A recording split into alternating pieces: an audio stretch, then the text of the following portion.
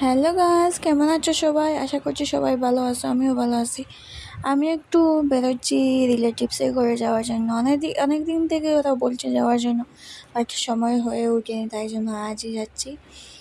আর ওদের ঘরে একটু মতলব ভিলেজ সাইডে হয়, আর আমরা তো টাউনে না, ব্যাঙ্গালোরের, তাই জন্য অত বেশি গরম আমাদের ওইখানে। বাট ওদের ওইখানে এত ঠান্ডা জায়গা, এত বেশি ভালো লেগেছে আমার গিয়ে।